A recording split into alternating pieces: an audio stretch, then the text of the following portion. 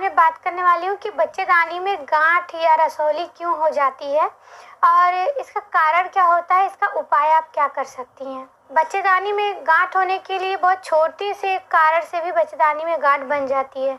जैसे कि अगर कब्ज रहता है और लंबे समय तक ये कब्ज रहता है, तो जब लंबे समय तक कब्ज रहता है तो पेट के अंदर गर्मी बढ़ने लगती है और उसी गर्मी की वजह से जो गर्भाशय के अंदर की गर्मी होती है वो भी बढ़ने लगती है और इस वजह से यूट्रस में फिर गर्भाशय में समस्याएं शुरू हो जाती है और इस वजह से फिर गांठ बन जाती है।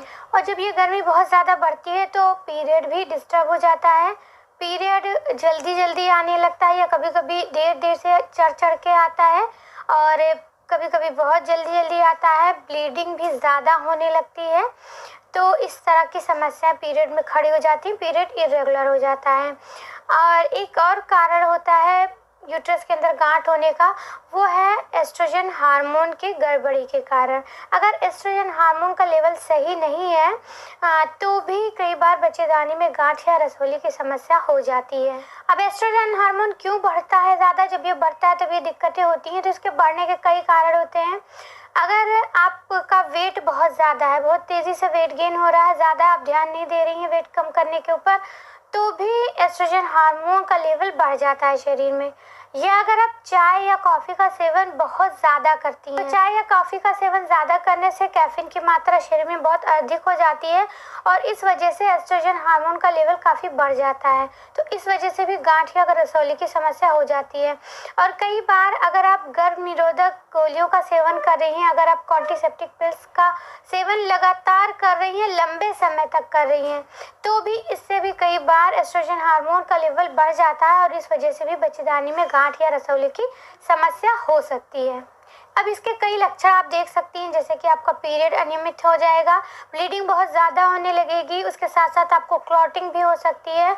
आपके पेट के नीचे वाले हिस्से में और उसके साथ साथ कमर में आपको दर्द महसूस हो सकता है। पेट के नीचे हिस्से में भारीपन सा महसूस हो सकता है।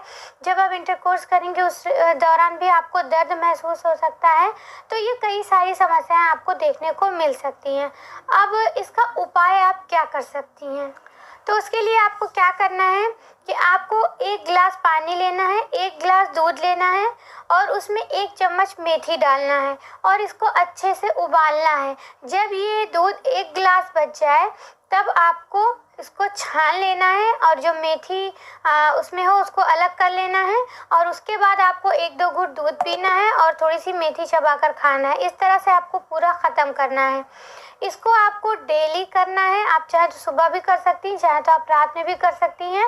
आप कुछ खाने से 1 घंटा पहले करें या कुछ खाने के 1-1.5 घंटे बाद करें। इस तरह से आपको करना है। जब आप लगातार इसको करेंगी लंबे समय तक तो आपके जो बच्चेदानी में गांठ की समस्या हो गई है वो धीरे धीरे सही होने लगेगी। अगर आप कोई मेडिकल ट्रीटमेंट कर रही हैं तो उसके साथ अगर आप ये घरेलू नुस्खा भी आजमाती हैं तो बहुत जल्दी फ़ायदा मिलेगा।